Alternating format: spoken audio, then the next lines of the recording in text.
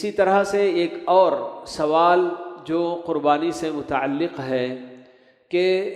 فوت شدہ لوگوں کی طرف سے جو ثواب پہنچانے کے لیے ان کی جانب سے کچھ اناج وغیرہ یا پیسوں کی شکل میں صدقہ کرنا،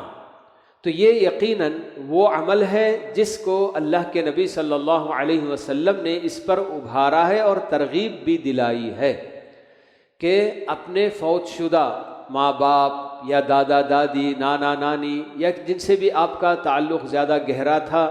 اور ان سے آپ کا اٹیچمنٹ کچھ زیادہ تھا، ان کے فوت ہونے کے بعد انہیں ثواب پہنچانے کے لیے آپ پیسے کی شکل میں صدقہ اور خیرات کرتے ہیں یا پیسوں سے اناج وغیرہ خرید کر غربا اور مساکین میں تقسیم کرتے ہیں اور اس کا ثواب ان فوت شدہ اصحاب کو پہنچانا چاہتے ہیں، تو یہ بالکل بھی صحیح طریقہ ہے اور پہنچے گا، برابر ان تک یہ ثواب بھی پہنچے گا انشاءاللہ۔ اسی میں یہ سوال ملا کر کیا جا رہا ہے کہ فوت شدہ لوگوں کی طرف سے قربانی کا کیا حکم ہے، قربانی کی جا سکتی ہے کیا؟ تو اللہ کے نبی صلی اللہ علیہ وسلم کی سنت میں ہمیں کہیں بھی فوت شدہ لوگوں کی طرف سے قربانی کرنے کا ثبوت نہیں ملتا۔ پیارے نبی علیہ الصلاۃ والسلام اپنی پوری زندگی میں جب سے آپ قربانی کرتے رہے ہیں، آپ کی اپنی چہیتی بیوی خدیجہ کا انتقال ہو گیا، انتقال کے بعد بھی ان سے محبت کا اظہار آپ بار بار کرتے تھے، حتیٰ کہ حضرت عائشہ کہتی ہیں کہ مجھے کبھی کبھی جو ہے کہ غیرت میں آ جاتی میں کہ بے اللہ کے نبی صلی اللہ علیہ وسلم اپنی اس بیوی کو بھلا نہیں پا رہے ہیں۔ تو اس قدر اللہ کے نبی صلی اللہ علیہ وسلم کو اپنی یہ بیوی خدیجہ رضی اللہ عنہا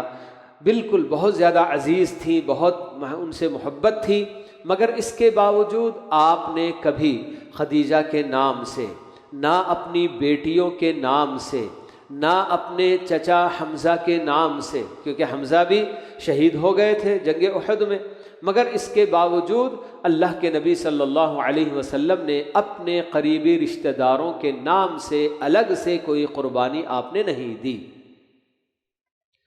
اسی طرح سے صحابہ کرام اور تابعین عظام وغیرہ کی بھی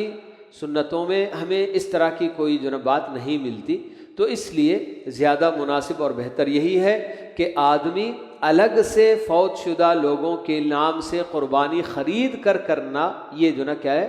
غیر مشروع عمل ہے۔ ہاں، جو اپنے اور اپنے زندہ رشتہ داروں کی طرف سے قربانی کی جا رہی ہے، اسی میں اگر اپنے فوت شدہ رشتہ داروں کو بھی شامل کر لیا جائے کوئی حرج کی بات نہیں ہے۔ اسی لیے بہت سارے اہل علم یہ کہتے ہیں کہ جب فوت شدہ لوگوں کی جانب سے قربانی کی جائے گی تو اس کی حیثیت قربانی کی نہیں ہوگی، بلکہ وہ صدقہ ہو جائے گا ان کی طرف سے، اور جب صدقہ کیا جاتا ہے تو کرنے والا اس میں سے نہیں کھائے گا۔ جس کی طرف سے میں صدقہ کر رہا ہوں، میرے ماں باپ فوت ہو چکے ہیں، ان کے نام سے میں اگر جانور قربان کر رہا ہوں اور وہ صدقہ ہے تو اس میں سے میں اور میرے اپنے گھر والے نہیں کھائیں گے، بلکہ پورے کا پورا فقراء اور مساکین اور محتاجین میں ہی تقسیم کیا جائے گا۔